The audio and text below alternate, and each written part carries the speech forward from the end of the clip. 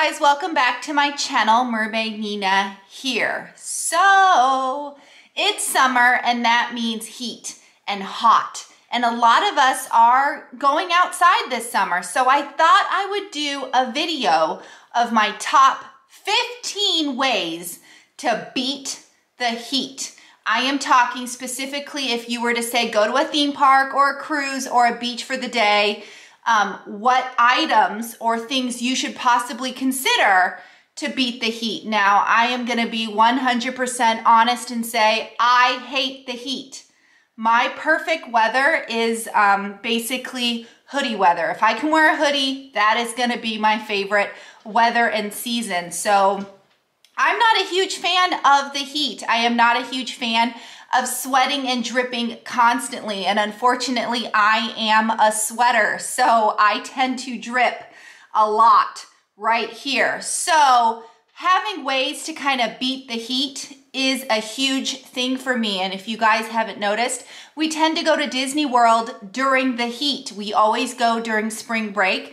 We're going again here in August. So I have a whole collection of things here to show you and a bunch of points and ideas to help us all beat the heat this summer. So let's get started.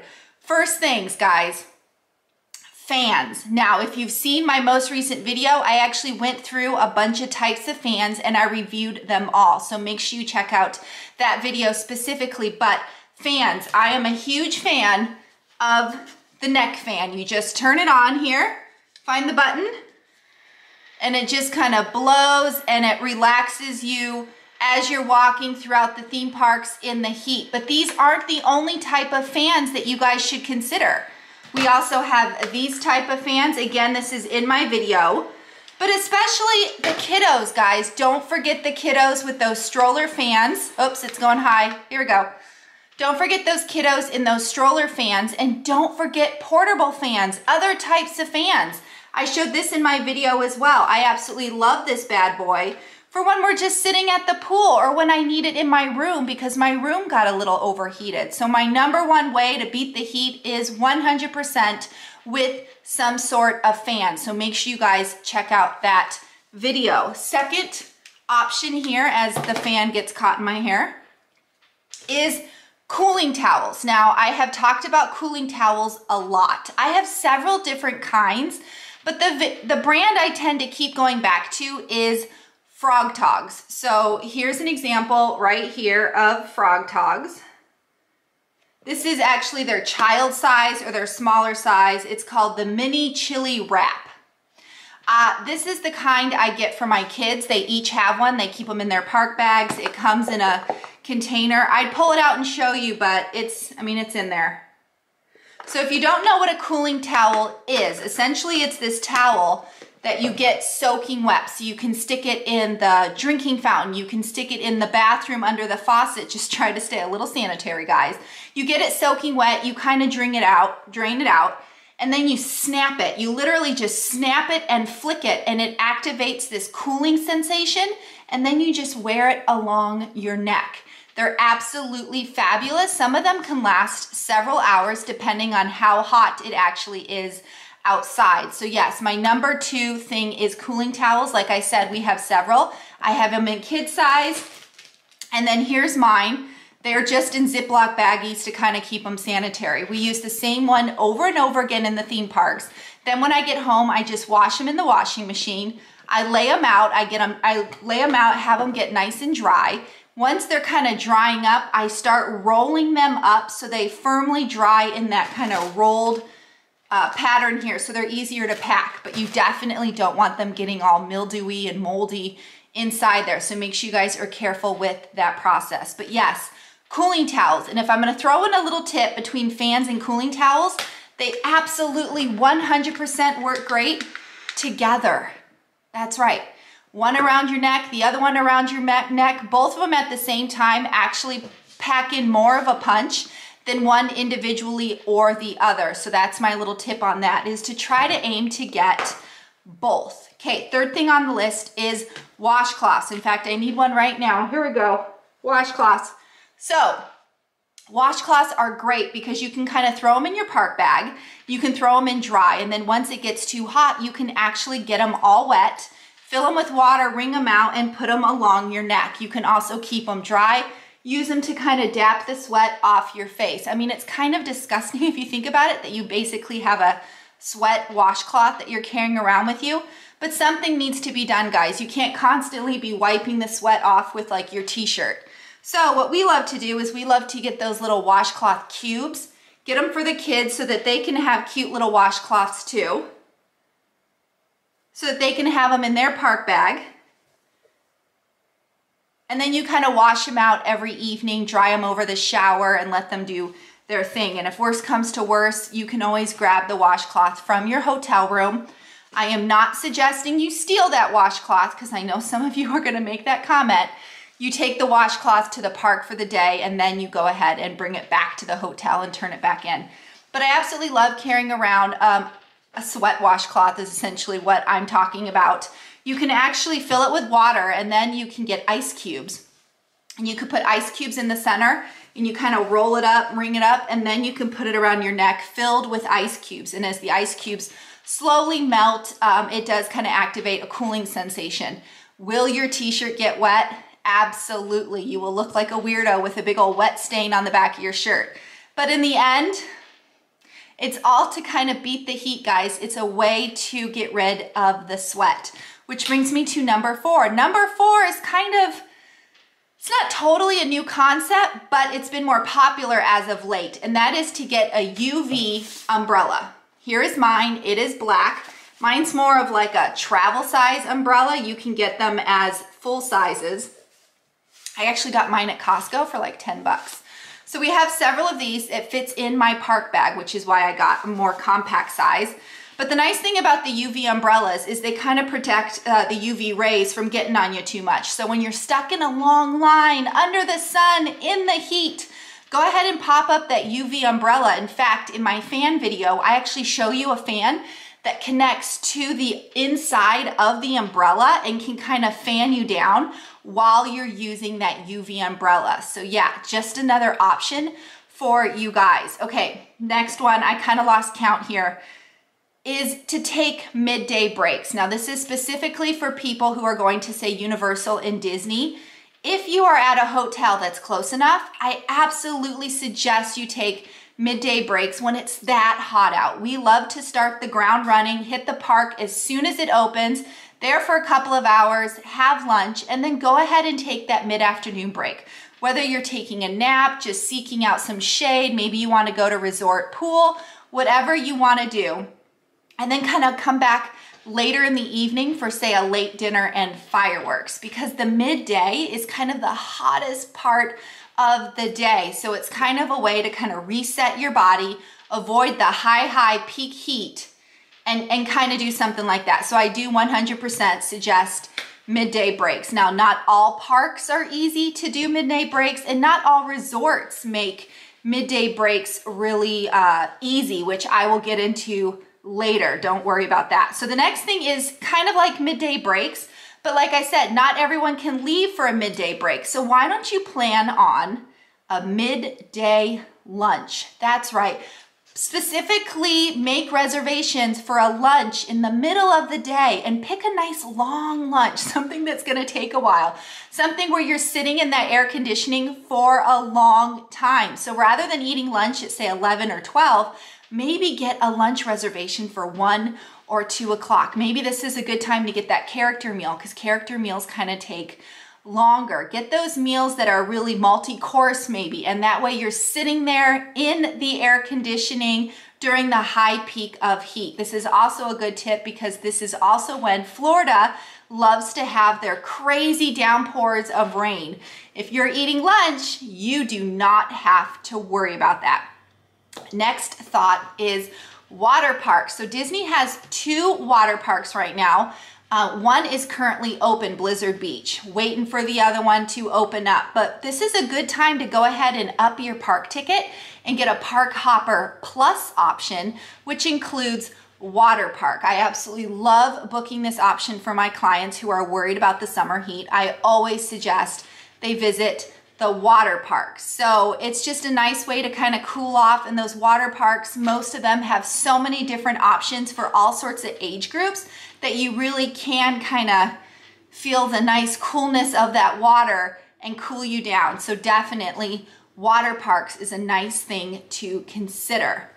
Now, I am going to suggest you consider which hotel you book. Some hotels are just not creative equal, guys. I know a lot of you love to say, I don't care what hotel I'm going to, I am just there to sleep. Not true. There are other reasons to consider a hotel besides I'm just gonna sleep there. I love to tell people to consider bathroom space and having everyone crammed into a teeny tiny value bathroom to get ready in the morning. These are things to actually consider. But I am gonna suggest you consider a deluxe resort if you're going for a longer trip during the high heat. Why deluxe resorts? They tend to have better pools being bigger pools, better pools being pools with slides. Many of them also have splash pads. These are a way to get the whole family involved with the cooling down to beat the heat. Also, deluxe resorts tend to have slightly better busing. Why? Because they tend to have less people crammed into the resort at one time, all trying to go into the bus. I can't tell you how bad busing is at some of those Disney value resorts because there's just so many people that all those people just can't possibly fit on those buses at one time, especially resorts that share buses. That's right, this is info I have because as you guys may or may not know, I am a travel agent. This is what I do for a living. So absolutely, I suggest considering upgrading your resort to a deluxe resort with a really amazing pool. Also, better transportation. Better transportation means less time waiting for the bus. I cannot tell you, those of you who know what I'm talking about, there is nothing worse than being super duper hot. You go to the bus stop and you're waiting and you're waiting and you're waiting. And sometimes there's no shade and you're just dripping and dripping and it's so hot. The kids are practically laying on the floor because they're exhausted and tired. And all you want to do is get on the bus, get some air conditioning and go to your pool. So for us, for my family, it is absolutely 100% worth it to us to get to a resort that has easy transportation. So that's really key for us is easy transportation, excuse me, and amazing pools. So yeah, that's just one of my tips, guys.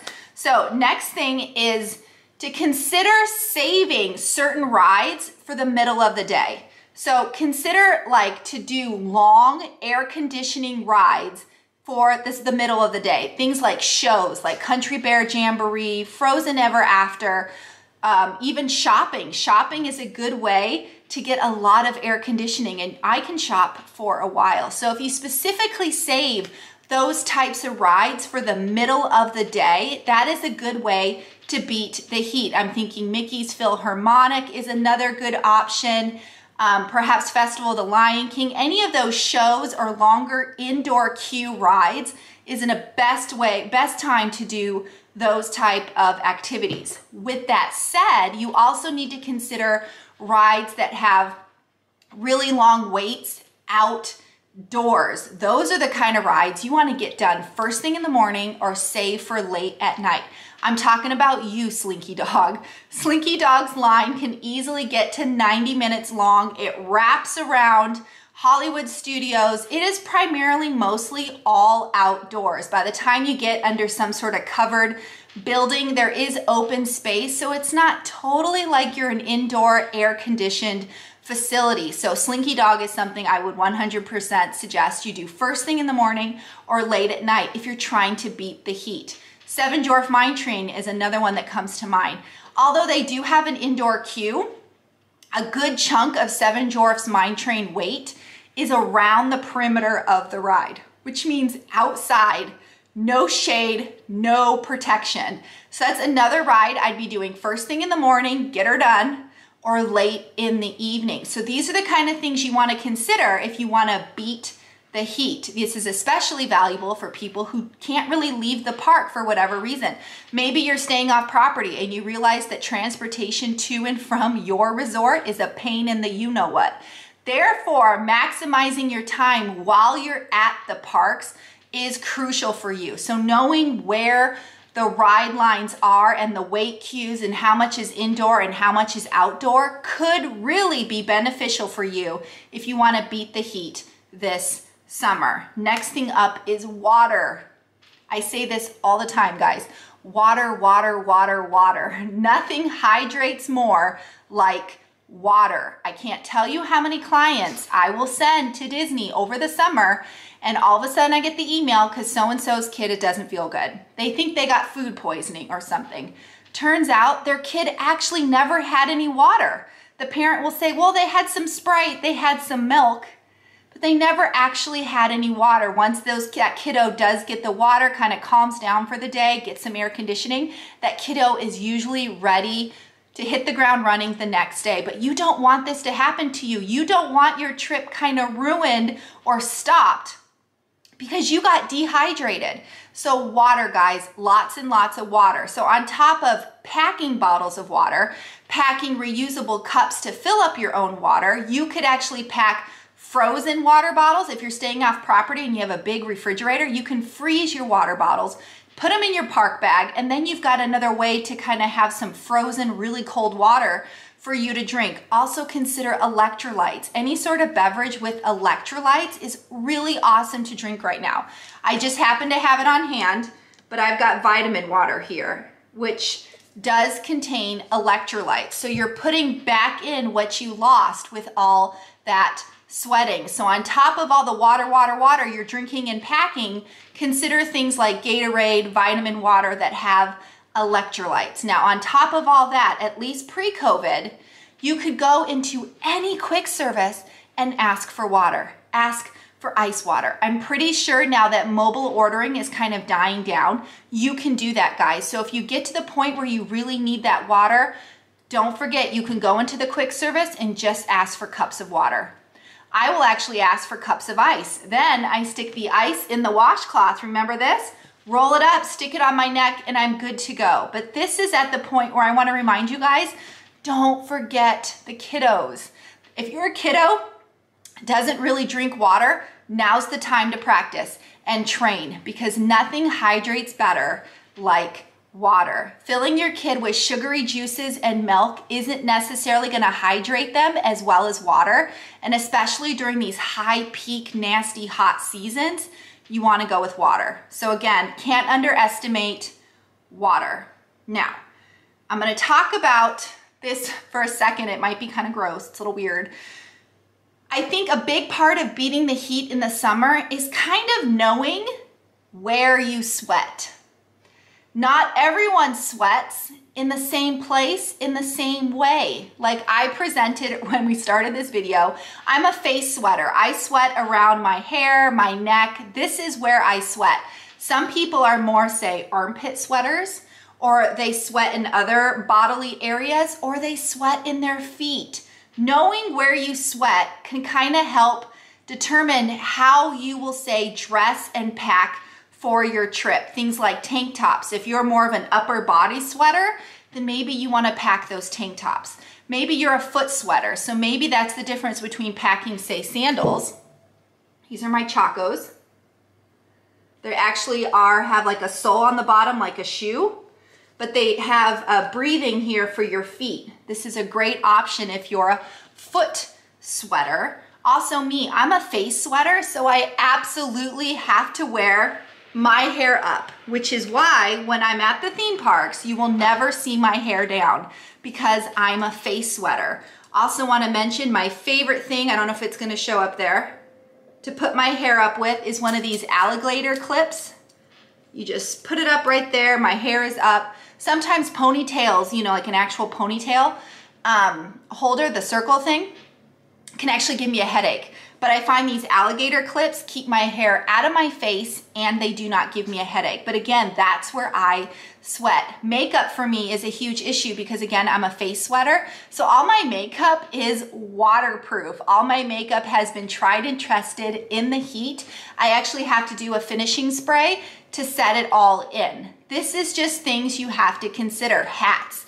A lot of people love to wear hats. For them, wearing a visor or a baseball cap is good for them. I can't wear a hat because that's where I sweat. So again, I know this is kind of weird, but knowing where you sweat and where you get hot will help you in the long run, which brings me to the next topic, which is things you can kind of pack and have with you to help you in the heat. So the first one is going to be obvious, right? Sunscreen.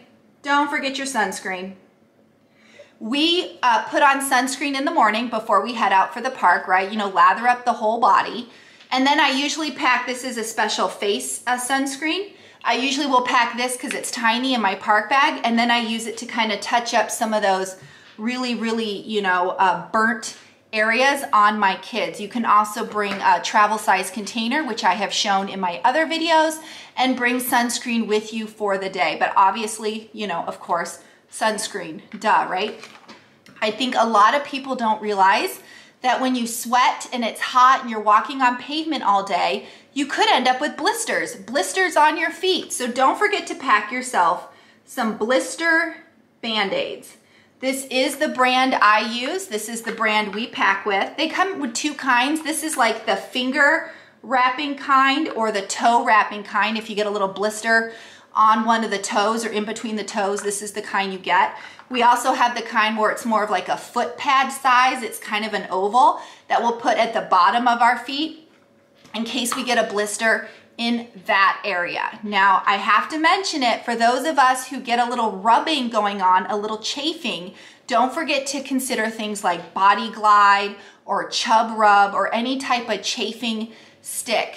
In normal circumstances, you might not need to use these items, but if you get some rubbing in various areas, especially kind of like the legs and the thighs, this could save your trip. Nothing worse than going for your first day, you feel great, you go to bed, you wake up and you're kind of raw and you don't feel good and things hurt. Protect yourself now. Think of these things now. Also, chapstick. I do not go anywhere without my chapstick. This is my chapstick holder. Is that going to show it there? Is it backwards? I have this on all the kids' park bags, my park bags. It holds my chapstick. You don't want to get burnt lips, guys. You just don't. The other thing to pack is aloe. Should you get a burn, should you eek, then you want to go and pack yourself some aloe so you can rub it on your body. I will say buying aloe at certain properties, certain resorts is expensive. I actually bought this on one of our cruises. It was the last container they had left on Disney Cruise Line. It was like $16. It was obnoxious, but my whole family was incredibly burnt. Thank you, Castaway Key. So we had to buy aloe. I also travel with pocket-size aloe. And the nice thing about aloe is when you check in, if you stick it in your resort mini fridge, it's nice and cold. That way, if you do come back from the parks and you have some spots that are kind of hot, you can rub some aloe and it's a nice cooling sensation, especially when it's been in the refrigerator. So make sure you think of those extra things that you can kind of pack. Again, another simple thing to pack is sunglasses. Don't forget the sunglasses, guys. Gotta have them. These are my Mickey ones. Absolutely love them. I will say if you're gonna get sunglasses, having polarized ones are better. For me, mine are Ray-Bans. They actually have a P, I don't know if that's gonna show up, which shows that they are polarized. I can't even say that word. I think you guys know what I mean. They're just better for UV protection on your eyes and whatnot. But this is a time, again, I'm gonna mention, please don't forget about your kids. I can't tell you how many families I see at Disney. Parents are all dressed up, they got their glasses, they're all set, and their poor little kiddos are not wearing sunglasses. Please, please, please don't forget about your kids. Get them their own set of sunglasses and protect their eyes as well. So don't forget those kiddos. Second thing, well, not second thing, I think we're on number 14 right now, is if you are in a stroller or a scooter, don't forget kind of the simple and basic things that you can add on if you're renting or you can get now to kind of help you out. Things like shades, some sort of shade over your scooter or over your stroller to protect your kiddo underneath. Don't forget fans. I showed this again in my video. This is a stroller fan. You can also use it on a scooter. Don't forget these things and cup holders. I remember taking the kids, getting them cheap strollers that didn't have these things on them. So then I had to go back and buy them special cup holders because again, you want to hydrate your kiddos. You want to hydrate yourself. Them having their water right there, able to drink from the cup holder is huge. Now, if you're worried about your kiddo having access to a cup holder for them to then throw their water bottle off the side, you know what I'm talking about. My kids did it. All kids do it. They just want to chuck it off the stroller. I actually had a strap that I would attach to the stroller and then to the water bottle. So the water bottle couldn't really go that far. It was only allowed to go as far as, say, my kids' ability to drink it. And the snaps were absolutely removable, so it wasn't really a choking hazard. But these are the things you want to think about it, because I think a lot of people kind of forget these things until they get there. And then they're like, oh shoot, why didn't we bring that? Why didn't we plan ahead? So that's what this video is about, guys. I want you guys to kind of think about these things now. Make a list, throw them in the suitcase now, so when you go, you have them. Last thing on my list, best way to beat the heat. Well, I don't know if it's the best way, but it's definitely the most delicious way to beat the heat. This is a perfect time to get one of those frozen treats. I'm talking about you, Mickey's Premium Ice Cream Bar, going to the ice cream shop, getting various flavors of ice cream, go to those kiosk carts, get a lemonade cup, or my personal favorite, a Dole Whip. These are amazing ways to beat the heat, but again, don't eat so many frozen treats that you have over-sugared yourself and did not put enough water into your system. So it's kind of like a give and take, a mix and match. You kind of need both. So anyway, guys, I know we ran through this list pretty quickly, but the video is already kind of long. I hope this helped. I hope this made sense. Again, this is my 15 ways that I can think of to beat the heat while at a theme park or outside or whatever. Do you need all of these things? Not necessarily, but these are things to kind of think of so that you can plan better for your own trip. And again, forgetting something might not be crucial if you can buy it in the park later, but you could be spending more money. Disney absolutely sells cooling towels and aloes and sunscreen and chapstick and all those things. You're just gonna pay an arm and a leg for them. So if you prepare and get those things ahead of time, it just makes for a better trip for you and your family. So again, guys, I hope you enjoyed this video. I hope you found it helpful. If you haven't already, please subscribe to my channel. If the subscribe button is red, please click it, turn it gray, hit the bell icon for notifications for more videos. Like this video and comment. I'm pretty sure there are more ways to beat the heat. Do you have other suggestions? Tell me what I missed. Tell me what I need to add to my list so when I do this video again, I can add your tip. Let me know in the comments, guys. I really appreciate it. And as always, guys, I'm too busy talking about aloe and now it's all mixed up. As always, guys, mahalo for watching. Nina out.